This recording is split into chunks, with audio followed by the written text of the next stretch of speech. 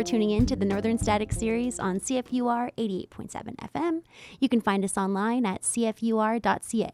We are broadcasting from the traditional unceded territory of the Lheidli T'enneh. This initiative is made possible by the Community Radio Fund of Canada. Okay, here we go. Well said. From performing at open mics, community jams, with pals around campfires, and playing in the energetic alt-folk band Patchwork, our featured artist has been a staple in our local music scene for over a decade. Brock Patch, welcome to the Northern Static series. Hi, thank you for having me. Hi, yeah. We're excited to have you here. Thanks for the nice introduction. You're welcome. Okay, how you doing? Doing good. We just played a few tunes, which I thought went pretty well. So excited for people to check those out eventually too. Yeah. Yeah. Awesome. Well, let's go back in time. Can you tell me a little bit about yourself and what got you started as a musician? Yeah, totally. Yeah, I feel like it goes back quite a long time for me. I was a bit of a late bloomer playing guitar. I actually didn't get an instrument till I was 18, which was a bass guitar at the time. It seemed like it'd be easier to get into having only 4 strings, so that makes sense. Picked up a bass, tried slapping some bass for a little bit.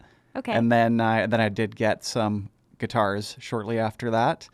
And that's kind of where it all took off. But even prior to that, I was always like singing at home and messing around on GarageBand and looping things on the old family computer and singing in choirs and that kind of thing. Yeah. So that's kind of what got me into it. But I think a big thing that really pulled me towards music that I think was pretty influential for me, when I was 12 years old in grade 7, a friend lent me the album Toxicity by System of a Down. I remember listening to it like with headphones at 12 years old in my room. I was like, whoa, this is crazy. Yeah. And I was like, I think my parents might get mad at me if I got caught listening to this. So I felt like I had to like secretly listen to Toxicity by System of a Down. I love that. But yeah, I feel like that was probably one of the first albums that I felt like really passionate about. And then, yeah, was always interested in music and always wanted to play and like be a guitar shredder someday. It was kind of the original goal, like probably most teenagers, but yeah. Yeah. So when you first got your bass guitar, did you buy that yourself or? I did actually. Yep. Bought it with my own money down at Electron. I think it was probably not even $200 in those days. Yeah. Yeah. But a lot of money at that time. Totally. Yeah. So, yeah. I don't know where I got $200 when I was 17 or 18 or whatever. Yeah. Mowing lawns. No, wait, I worked at Save-On in those days. So Right. yeah. Nice. Saved up my Save-On money. Went down. I think it was Trevor that helped me back then. Got me set up with a bass and an amp, and at off Electron. I went. Yep. Totally. The Yeah. good old days of Electron. Yeah. Nice. Yeah. Yeah, that's funny. I was going to ask you, what was your first instrument? And I had thought it was guitar. So Yeah. Yeah. It was actually that bass. yeah. Yep. Nice. So today, I guess, like moving into so starting off with like System of a Down, what would you say like your genre today? I guess what are you listening to these days? Yeah, I'd say these days there's a little bit of everything. I mean, I guess everyone says that, but yeah, there is. But I'd say overall, like I definitely gravitate more towards kind of like folky, rootsy kind of stuff. Yeah. And sort of like subgenres of that.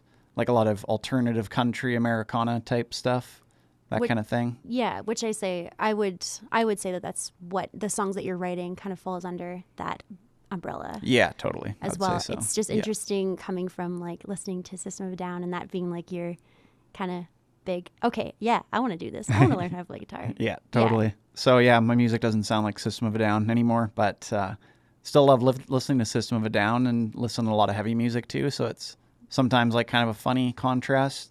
Yeah. It's like some super folky like banjos and mandolins, and it's like death metal and stuff. So. Yeah. Yeah. Finding the balance. Yeah, totally. Yeah. Nice. And so when it came to like learning how to play the guitar, are you self-taught or did you take lessons? Yeah, I'd say predominantly self-taught. Yeah, just kind of figured it out over the years. Like a lot of YouTube videos, like there's a lot of stuff on there that was helpful, but even just starting to jam with people early on, I think, and just picking up some things along the way. And it was definitely a slow process, I think, like without having structure to it. But I mean, that's fine. It was fun. Yeah. Yeah. And I like everybody wants to keep progressing, but I feel like I got to a point eventually where I felt like it was enough to be able to express myself through it at least. So yeah, which is kind of like the ultimate goal, I guess. For sure. Yeah. So starting like later later in life, even though 18 is still very young. But Yeah, looking back on it. yeah. I guess that was like half a life ago now. So Yeah, for sure. Did you start songwriting kind of right away, or did it take a while to get into that? yeah, pretty much. I think, yeah, they kind of always went hand in hand. Like even just Yeah. learning to play some chords, I was like, all right, I know 2 chords, so now I can write a song. That's So, true. That's yeah, all you need. totally. Really. Yeah. It is, yeah. And then how did you start to like approach songwriting? Do you remember like what your process and routine was that kind of got you started? I felt like I always used to like go into like spots, like nice beach spots, and like go down with a guitar and little book and stuff, and that was a big part of it. Especially when I started living away from home seasonally and stuff, I'd find like nice beaches or nice spots in the woods and like go to these spots and kind of make a concrete effort to go and write songs. Yeah. Yeah. So kind of being outside. Yeah. Yeah. the Yeah, totally. outdoors. Yeah, I think that was kind of where it started for me, and it's evolved these days. Sometimes it still happens, but yeah, I think that was kind of like the original approach for sure. And did you find like you were sitting down with like a notebook, like pen to paper? Yeah, totally. Yeah. Yeah, in the early days, I pretty much always did that. Still sometimes do, but I feel like I don't as much. Like often they'll just like come and the words will just be like in a phone memo or something. They'll just like kind of whip them up that way. So Yeah. yeah. Nice. I know like sometimes when I write a song, it takes me a while for me to really understand what the intention or the theme of the song is. And it takes some reflection on my part to really dig into what the song is about, depending on like what was happening at my life, like in my life during the time. Do you approach songwriting now like in an intentional way, or do you feel like kind of whatever feelings come out when they need to come out, or do you feel like you sit down intentionally like I need to write a song about this? Yeah, that's a good question. I think that definitely has happened where, there's like a certain experience or certain feeling. It's like, yes, this like needs to have a song written about it. Yeah. But I think these days that's usually not the case. I know we've talked a lot in the past about how songwriting is just like so wavy. Like sometimes it can be like a very productive period, and then other times there's not a whole lot. Yeah. And for me, like honestly, like over the last few years, there have been a few new songs coming up, but it's kind of been a bit of a bottom of the wave kind of situation lately. But Yeah. I don't know. They kind of just appear every now and then, which is kind of funny. They'll just like pop up, I guess. Yeah. Sit down and Yeah. get them out. Yeah. Yeah, for sure. Have you noticed like any changes in the way that you write or compose these days as compared to like earlier on, or do you feel like it's kind of the same method? Well, I think something that's been really helpful these days is kind of investing in a bit of basic recording stuff to have at home and kind of developing songs that way, like kind of using that more of a songwriting tool. Yeah. Like in the last year or so, that's been a pretty big thing for me actually. Like, just kind of like messing around, like figure out a little groove or a little riff or a chord progression or something. And it's like, oh, sweet, like let's build on that. So that's been pretty cool to be able to do that and kind of get some songs going that way. For sure. And just to have that like record of you have an idea at the time and you can record that right away. Totally. To remember what you were riffing on. Yeah. Yeah. Because I mean, over the years, there's probably been like so many cool ideas. I'm like, oh, that's so sweet. I have to remember that. And then it's like, oh, it's gone instantly. But yeah. That's really nice to have like some recording gear and just start doing it yourself as well. Just to have kind of like a catalog at home that you can build on, right? Totally. Yeah. A friend and I used to talk about having songs that, you just like come up with them and kind of like, or even just like jams and you kind of just like play them and the world has them just very briefly and then they're just gone. Yeah. And sometimes that's fine too. It's just, it existed briefly and now it's gone. But that's true. Not everything has to exist forever. Yeah, totally. Yeah. Deep. Yeah. Let's talk about bands. Take me through like your journey as, being a collaborative artist, playing with other musicians and other groups. Yeah, totally. So I feel like I got into that pretty early because that was kind of always a motivation of picking up an instrument. It was just like, trying to play in bands and like play a show eventually was kind of like my first early goal. So the first band I ever played in was called the Caribou Blues. And so we have some members who we still play with today. Yeah. Mike Watson and Justin Jandro, way back in the day. Like that's like 13 years ago now or something, which is pretty crazy. So Yeah. so that was kind of like my first experience being in a band, which was really fun. Had some good times back in the day in PG. Playing at like Riley's and stuff was a cool spot. Yeah. So that was the first experience. And then shortly after that, I started playing with you, in fact. With me? Yeah. What? Yeah. So I feel like when we first started playing together was probably when my old roommate Nathaniel was involved too. Yeah. And he was playing some banjo. So yeah, we kind of had this little trio that I feel like was kind of our intro to actually getting out and playing in some spots. What was that called?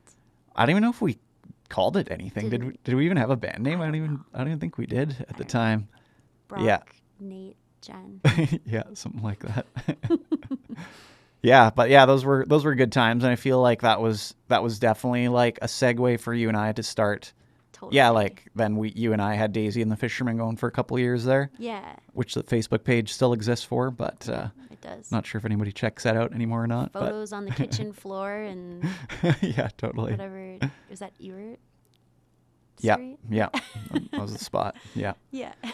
Yeah, so we did that, which was really cool, and played at spots like Shiraz was always really good to us, which was awesome, and I feel like we did like farmers markets and like Cougars game, busking, and kind of paid our dues maybe a little bit, going out and hustling some of those other kind of things, For but sure. It was a lot of fun. And then from there, what happened next? There's some years in between there. Yeah, there were some years in between there where I'm not sure exactly what happened, but I just wasn't really playing music out too much. Like, was still playing at home and whatnot, but I wasn't really playing with too many people collaboratively. And then kind of at a same time, you kind of had your kind of full band vision coming to life. Yeah. And also Patchwork was kind of coming to life at the same time. Yeah. So then we've had Genevieve, Jade, and Patchwork, of which we are both a part, and of which there are often a lot of the same members. Sometimes they look like the same bands. Maybe they are. I don't know. I mean, they're not, but sometimes the same people are there. For sure. Yeah. Which I feel like that's been really cool. So for you and I, we started playing duos at Trench quite a bit, which was a good time. And then Patchwork started playing there, and then we were kind of like pretty folky acoustic kind of sound at first, and we're like, hey, Aiden, you should come play bass, and Justin, you should come play drums, and next thing you know, we were a more rocky kind of band, so super fun. Totally. And and through playing with you and with Patchwork, I've got to achieve a lot of goals. I feel like it's kind of always just like the first goal was like, I want to play a show one day. That was just the goal when I was like 18 or whatever. Yeah. And then finally got to do that for the first time in my parents' backyard with Caribou Blues, which was a good time. And then, and then eventually played like a bit more. And then the goal was like, I want to play at the Legion one day. Yeah, that was a big goal. Totally, yeah. And I remember you first told me when we were like, we're going to play at the Legion. I was like, whoa. I think maybe we were opening for Brit AM. Does that sound right? I think so. Yeah. So that was pretty cool. It was super cool. And then, we've played at the Legion a fair bit since then. And then the goal was like, I want to play at a festival one day. And now we've played at Peace Valley Folk Festival a few different times now with a few different arrangements. So yeah, for sure. And then the next goal I haven't quite thought of yet, but that's coming. That's coming later. Yeah, totally. Yeah. Yeah.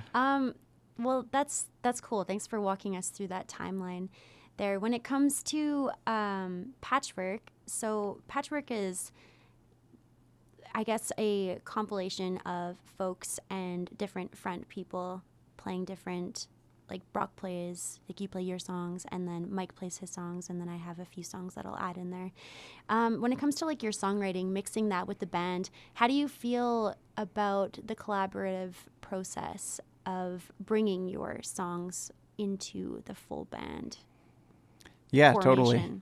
Yeah, and that's something I've always appreciated about Patchwork. I like having the kind of different vibes. Like it's almost like kind of a few bands in one. If we're playing some of my songs, or playing some Mike's songs, or playing some of your songs. Yeah. So that's pretty cool.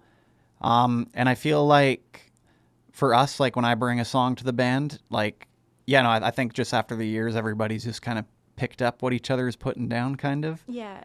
So everyone just does things that are cool and work well, and like, oh, you guys are pretty good. Yeah. So, so I feel like it's always just like very organic. Like everyone just kind of picks up and and everybody has their own little bit of a style that they add, but always does stuff that's like cool and tasteful and stays true to the song, but also makes it a better song at the same time. So yeah, I would say it feels like a pretty easy process. Like it never feels forced. Totally. Yeah. Which is probably pretty rare. Yeah, for sure. It's pretty cool. And it very much is like a patchwork of different styles and different elements all brought into one band, which is pretty special. Yeah. What do you think, like, what role has living in northern BC in this particular area played in shaping your music and artistic identity? Yeah, I think it's played a huge role in my songwriting. Even just as we were finishing recording those few songs, Nathan mentioned that I must like trees with all the tree songs that I have, which was an astute observation. Yeah, and so I think this landscape and this area, it's a huge part of my songwriting and definitely who I am. I really appreciate being able to get out in the area that we have here and be able to enjoy the land and to connect with it. That's really important to me. Yeah. And that's like a massive part of who I am.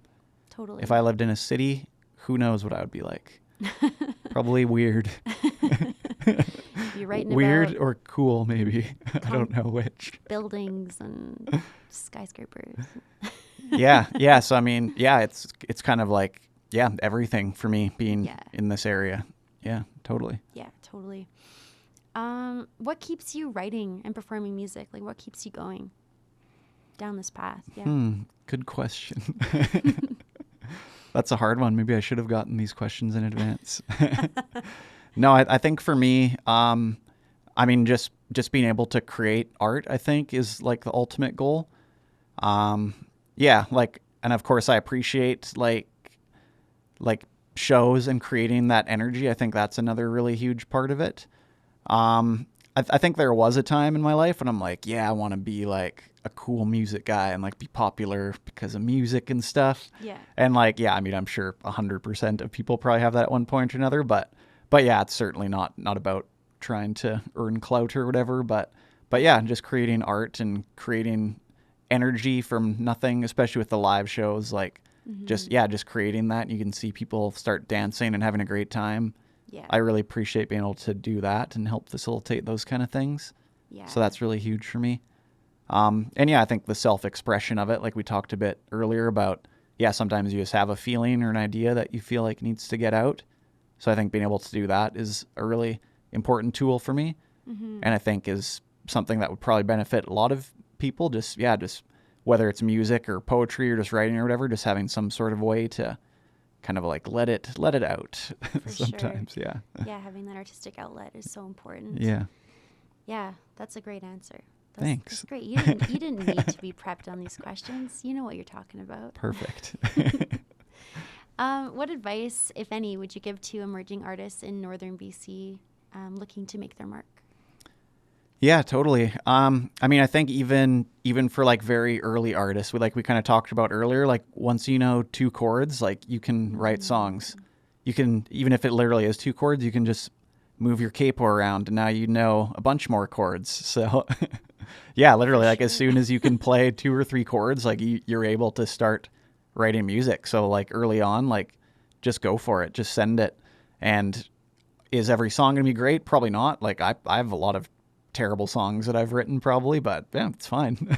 Like it's all part of the process. So I think, start doing that as much as you can. Maybe even like try and make an exercise out of forcing yourself kind of to write or make songs, maybe if that's helpful for you, but just do it early on, I think. And don't worry too much about the kind of like the bigger picture or what anyone thinks or whatever. Like just do it for you and do it for the sake of art.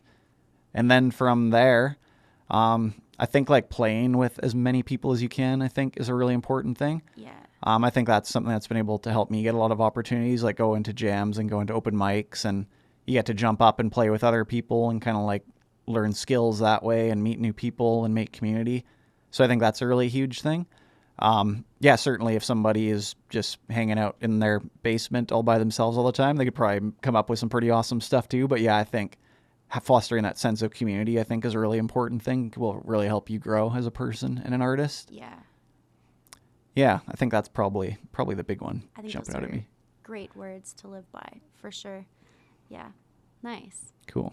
And where do you see yourself in the next 5 years as an artist, as a musician? What's next for you?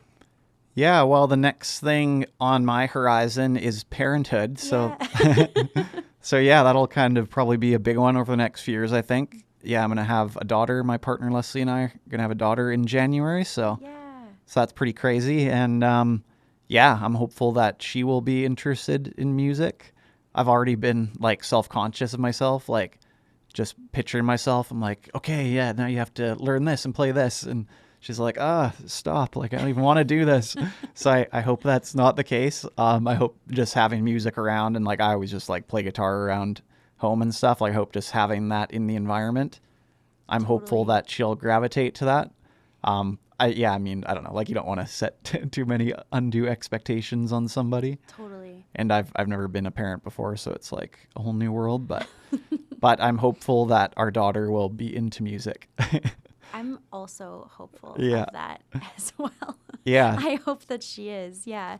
But also it's a fine line. Like, you don't want to be like forceful into the artistic world. Totally. But yeah. I think naturally it'll happen. Yeah. Well, and then when I was a kid, my mom's like, do you want to do piano lessons? And I was like, no way. I don't want to do that at all. Yeah. And she didn't force me. So that was good. And then, yeah, for me, like, it wasn't until I was a late teenager when it actually became a bigger part of my life. So yeah. So yeah, I think just having that option there, there's always going to be guitars laying around, and I'll play for her when she's a baby, and hopefully she'll be into that. And totally. Yeah. Do you regret that decision, little young Brock, not taking the opportunity? Sometimes I do. Yeah, lessons? totally. I totally sometimes do. I was like, darn, I bet I could have developed some pretty good skills if I started learning piano as a child. But yeah, I don't know. It just didn't seem interesting to me at the time. Totally. Fair enough. So. I mean, being forced to like sit down and practice every day too is a lot to ask of a small person. Yeah, totally. Yeah. But yeah, so I think in the next 5 years, I think we're still going to play shows and stuff, of course. But yeah, I think it'll be a little bit of a back step for me. Like, yeah, I probably don't see myself going out and hustling as much as I maybe would have in the past. But yeah, there's no way I would want to stop playing shows. Like, it's just such a big part of my life. Yeah. But yeah, probably just have to pick them and choose them a little bit more. For sure. And hopefully inspire our daughter to like music. And that's kind of the goal. Awesome. But speaking of the guy hiding in his basement making music, I'll probably be doing a fair bit of that too, though. Like, just a bit more time at home, and just sneak down to the basement for a couple hours and work on some stuff. So well, you've got a good setup now, so yeah, you're totally. ready for that. Yeah. I was planning. Yeah. As soon as I knew, I was like, you gotta get some stuff set up at home here, so yeah, can hunker down. Well, we're gonna move into our song exploration now. This is the portion of the hour where we get to check out a few tunes from our artist here. One older song and one newer song from the artist's catalog. And we're going to start with Steady in the Middle, which was performed with the band Patchwork. And spoiler alert, we said earlier, I'm also in that band. So let's go ahead and we're going to listen to the song Steady in the Middle.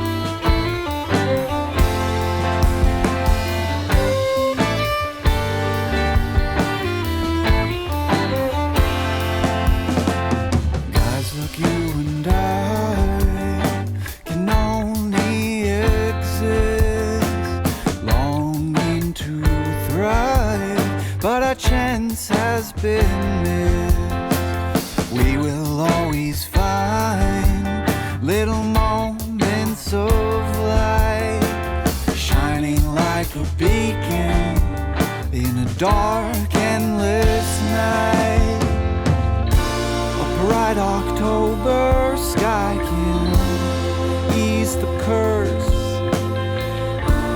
but only for a little while. steady in the middle.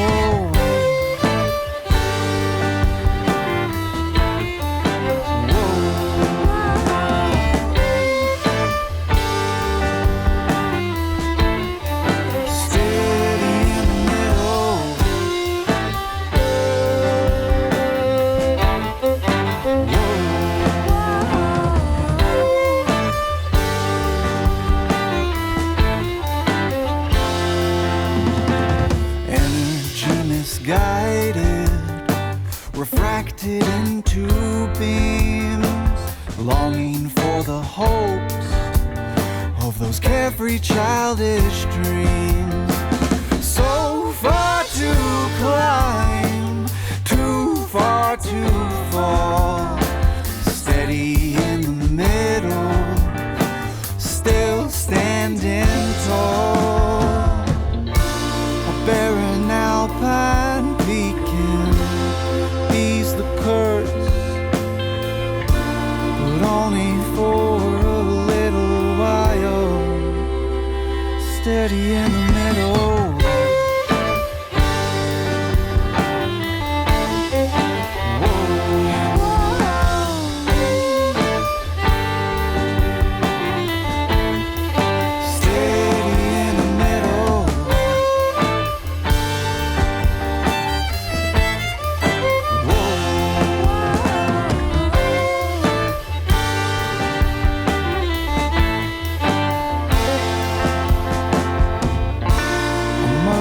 Warm embrace can ease the curse, but only for a little while, steady in the middle.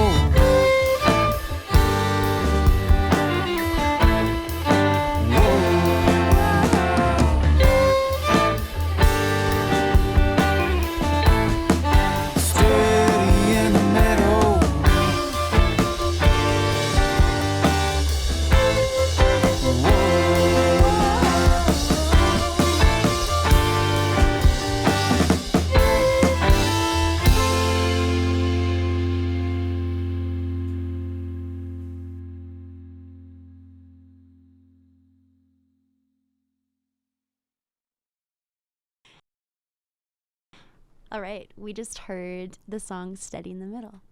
Can you tell me a little bit about the recording process for this song, if you remember? Yeah, totally. I guess it wasn't that long ago. No, I was trying to remember what year that even was, and I don't remember. Was it 2022? Does that sound right? That doesn't seem long enough ago. It was released in 2022. I just can't remember if it was recorded in 2022 or if it was 2021. Yeah, I feel like, maybe recorded in 2021. So yeah, let's say it's around three years ago-ish. Yeah. And so that was the first time we ever recorded with Patchwork. Mm-hmm. So that was pretty cool. We went to Swamp Dog Production Studios, I think he was calling it, which was Bryn Porter's studio, who a lot of PG people know. And I mean, a lot of people in BC in general, or like Western Canada even, would know Bryn Porter. Totally. AKA the Brain Porter of Party on High Street and Brain Porter fame. Yeah.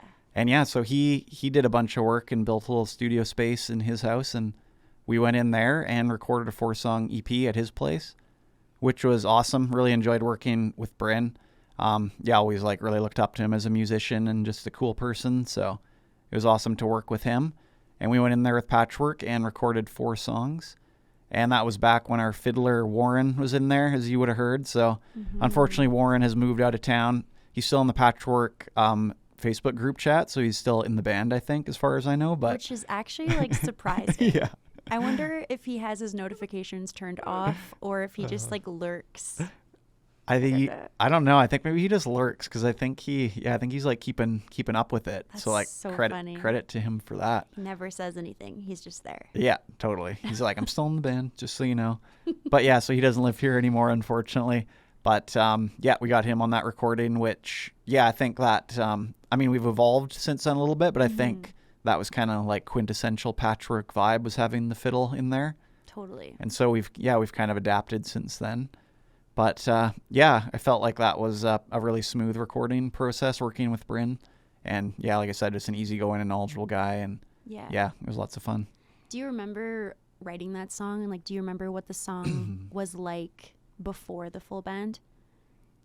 Yeah, well, and Can you picture that? Yeah. that's another good example of the band just being so great at picking up what I'm putting down. Like I think it was essentially like still the exact same song. Like I just play it the way I'd always played it when it was written, and the band just did awesome things with it. So yeah, that song really it just feels very good every time you play it too. Like it just has a really good, easy-going feeling to it. Just all fits together so well.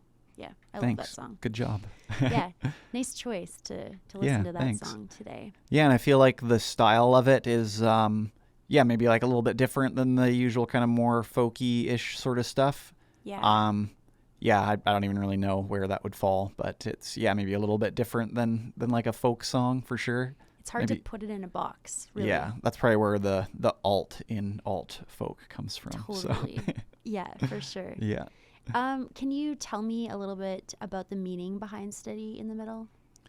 Yeah, totally. Yeah, so there was a time in the past that, maybe wasn't the most uplifting time of life, but that happens. And then a previous friend of mine was kind of going through some things as well, and he said this line once, which essentially ended up being the first line of the song. That was kind of like a bit of a dark thing looking back on it. But he's like, man, guys like you and I, we can just exist. We just got to exist. And I'm like, yeah, we just got to exist. Yeah, that's right. Which is like kind of like a dark thought, but I mean, like, I don't know, kind of positive too, maybe in like a sad way. Like you're just kind of like, you're just doing it. You're just existing. It's not positive or negative. You're just existing, I guess. Like in a rat race sense, like existing. Yeah, kind of. Yeah, and like and just like going through a hard time in life or whatever. Right. Yeah, you just kind of put your head down and you just keep on trucking, I guess. Keeping on. Yes, exactly. So it's a little sad. Yeah, it is. It is a little bit sad. Yeah, it's a bittersweet song for me for sure. And so that first line says, guys like you and I can only exist. And so that's how we get into the song, which is, it's like kind of sad. Yeah. But yes, it's like trucking forward at the same time. Mm-hmm. And, I think overall the meaning of that song, so there's kind of like, that's where it came from. And I think the perspective that I had, was just this perspective of kind of being in the middle, so like steady in the middle, like the song says. And I mean, like thinking on it now, like I feel like I'm certainly a very privileged person to live the life that I do and live where I do and all those things. So I think my perspective has shifted hugely since those days, but to a place of where I'm like, feel super lucky to live the life that I do. But at the time kind of felt like just kind of some kind of like middle ground where things could certainly be better, but things could certainly be worse, I guess.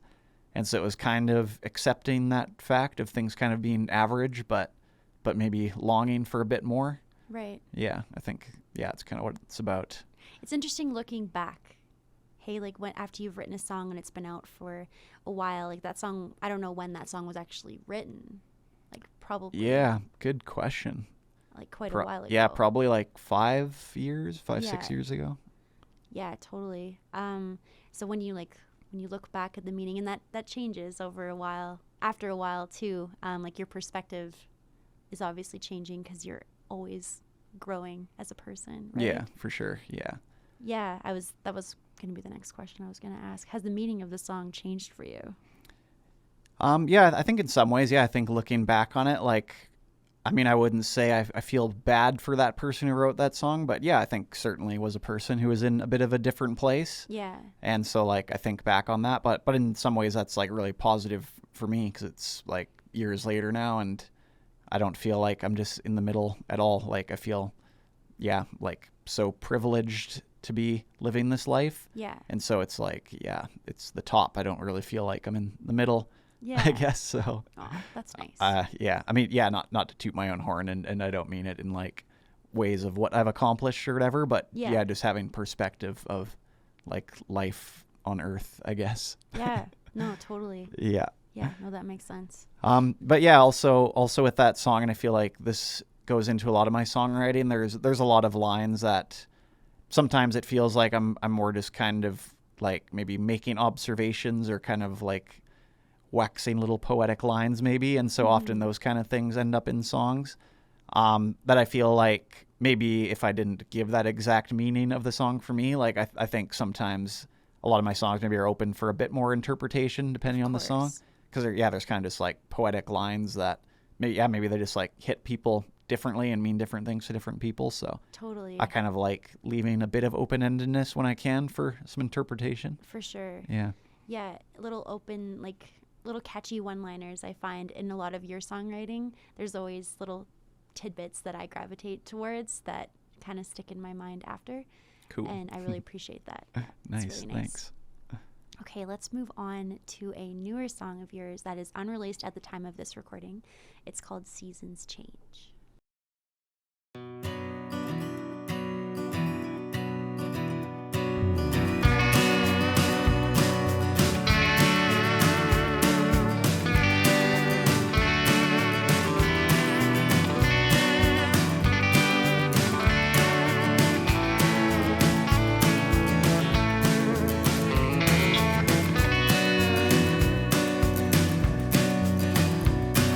The aspen are ablaze. Fall is setting in. Seasons change again. Everything yet nothing stays the same.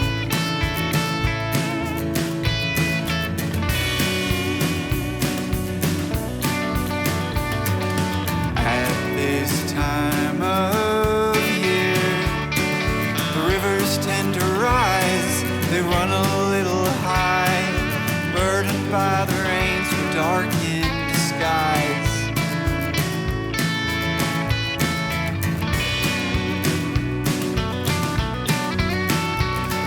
Seasons are changing, leaves are falling down.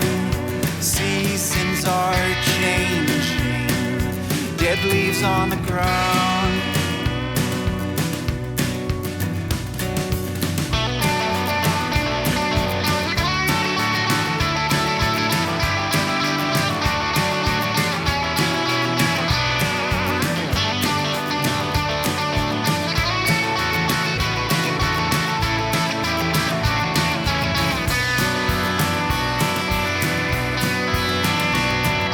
Lakes are forming ice.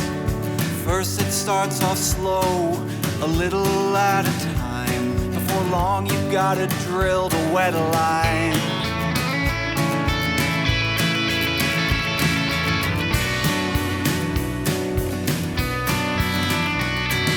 Nights turn bitter cold, but it's good for the soul to be out here all alone as you answer Mother Nature's call.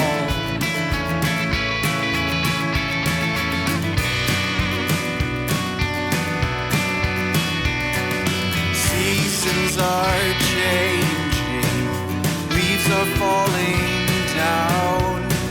Seasons are changing, dead leaves on the ground. Seasons are changing, leaves are falling down. Seasons are changing, dead leaves on the ground.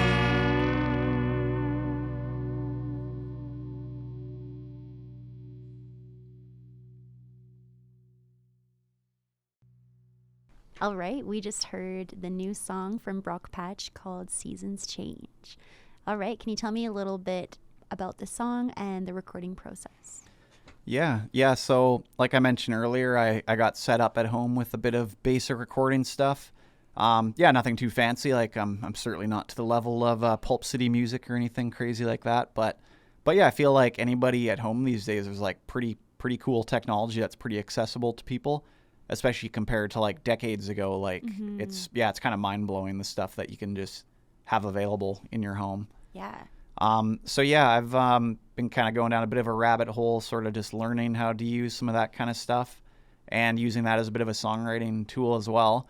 And so that song, Seasons Change, that actually was written through through working in the program Logic, basically just like came up with a chord progression and kind of started adding the layers, and and the lyrics came last, which usually isn't the case for me. Yeah, interesting. Yeah, but the lyrics came. It was like the song was like completed basically, and then kind of wrote lyrics on top of it. Wow, that's cool. Yeah, so that's usually not the case for me, but that's what happened there. Yeah. And I've just kind of been poking away in my basement for a year or so, and just kind of, again, lots of YouTube videos trying to figure out some basics of mixing and the recording process and all that kind of stuff. And so gotten a collection of 7 songs that I'm hoping to put out into the world before our daughter comes, because I think it might be a bit harder to find the time after that for a little while. Yeah. So that's my goal for now.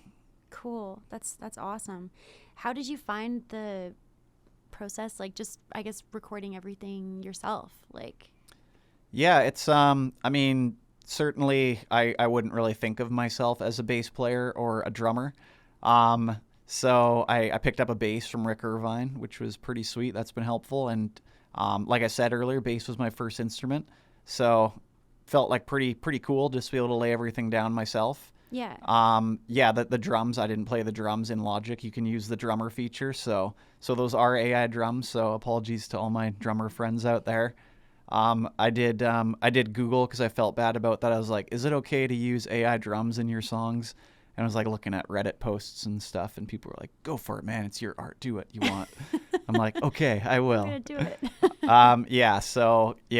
And maybe part of the reason I feel kind of funny about that is because it does seem like AI is kind of having like this weird influence on like a lot of art and music, where it's like totally replacing things, which I feel like is a bit of a line for me in my mind, but I feel like this is a little bit of a different scenario, though, yeah, because totally. you didn't say, hey, write a song for me. Yeah, for sure. Yeah. No, like, you wrote the song. But how was that experience, like, compared to going into the studio, like, with a full band, with your friends? How did it change? Like, did you enjoy it?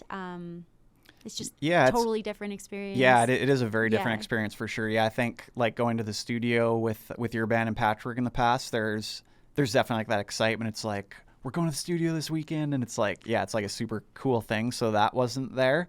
Definitely missed out on that a little bit.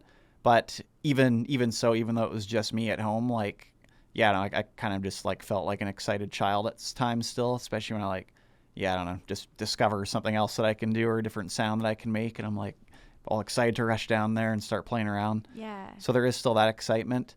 And I did find it quite freeing to have the ability to extend this over like huge time periods. Totally. And feel like there wasn't any time crunch, because I know that's something that has been hard for me in the studio in the past. Like, you're paying someone for their time. You want to make sure that you're on the ball.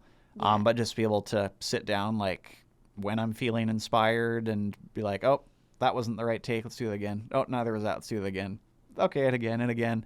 And you can just like, sit there for like 4 hours and you're not wasting anybody's time. And totally. And so that part of it has been really cool. And just having it there at home and having my own space that I feel like is a creative and nice space. That's, it's been pretty cool. Takes that pressure off of it too. Yeah. Having that kind of deadline when you go into the studio and you only have one day or however many hours you have it booked, right? Absolutely. Yeah. Yeah. Cool. Well, I want to thank you so much for being here with us today in studio for the Northern Static series on CFUR. We're so excited to hear all of your new songs and to see what's in store for you next. Thanks for having me. It was fun. Thank you. Bye.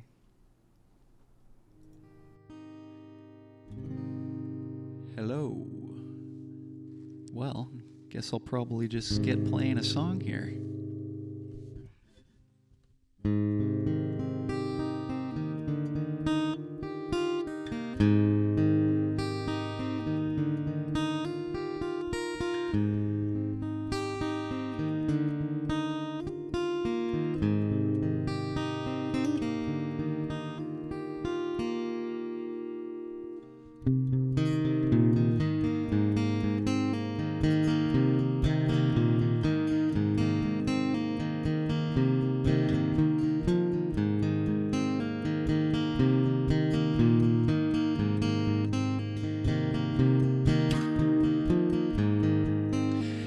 Can't shake this sense of longing for a place that felt like home.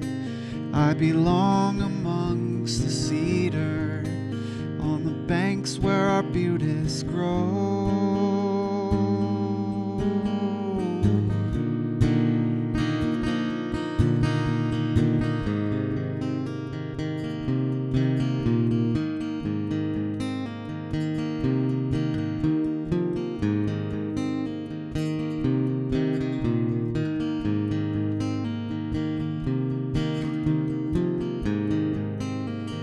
North has always held me on this vast and wide plateau, surrounded by the pine trees. I lead the life that I have chosen.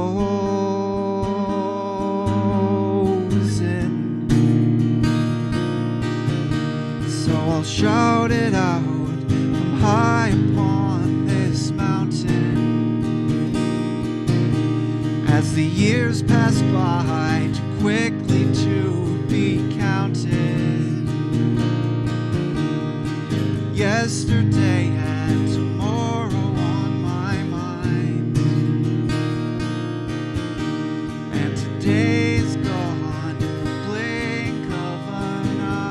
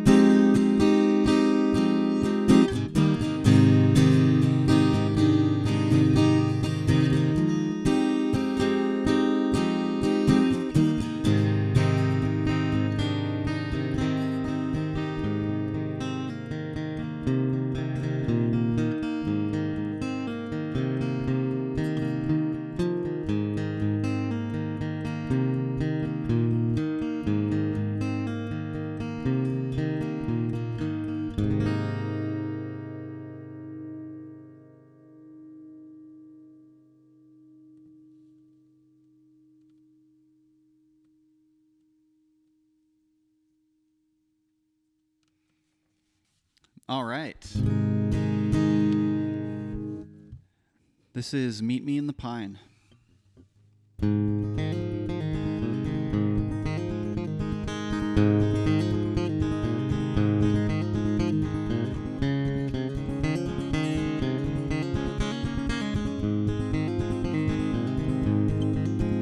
Here we go. We're feeling on, let's outrun the past. Oh, behold the beauty of the Pine Pass. Oh, green slopes exploding into view. Oh, that river far below is sparkling blue. We're headed north. Oh, meet me in the pine. Clearwater love and mountain air got us feeling fine.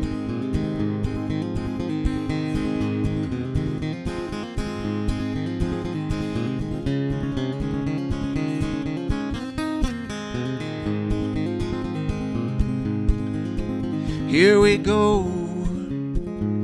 Well, I'm all struck laying down this line.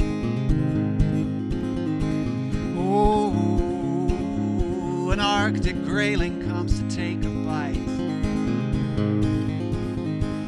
Oh, that purple color, a perfect match to yours. Oh, this moment's all that I've been living for.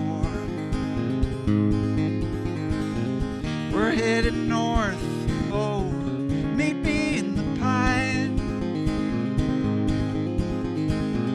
Clearwater love and mountain air got us feeling fine.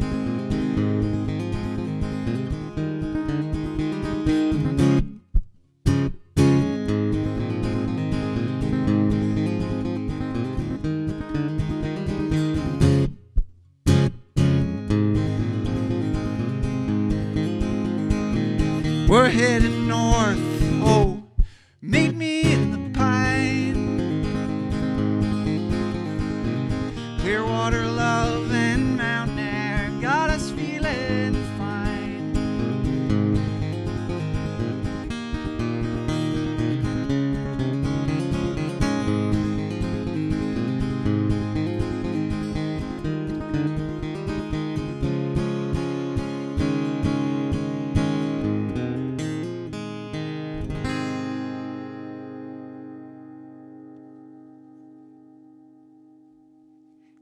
Cool, thanks.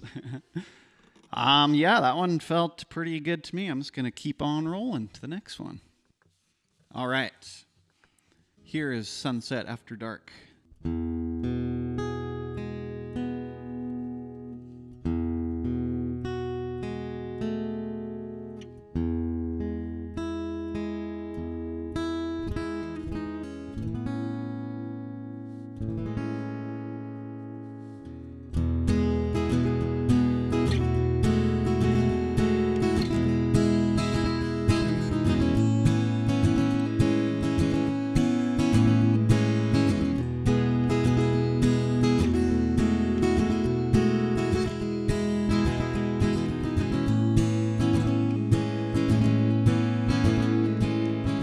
I hope someone will keep you warm beside the fire on those nights when you need it most.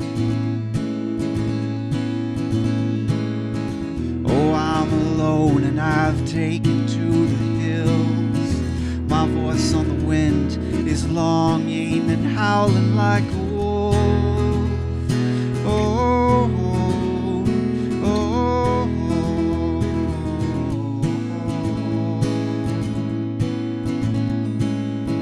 if I could take it on back, way back to the days when my heart was young. Oh, I had not yet strayed onto this path. My nights are dark and these days all feel so wrong.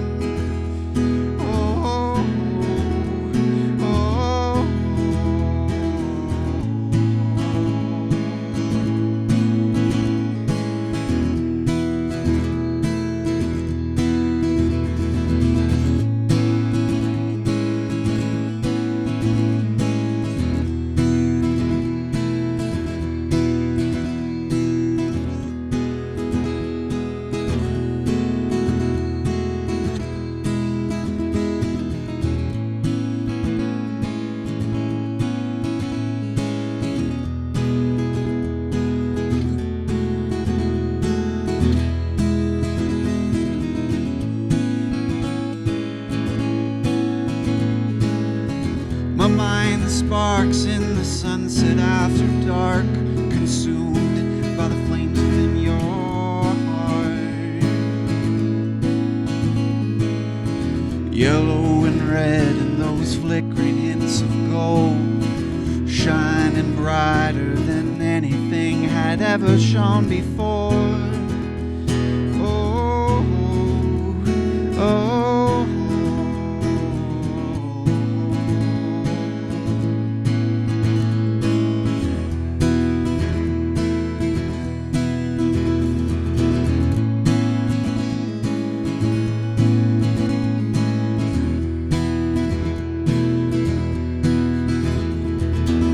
This one's for you, wherever in the world you are.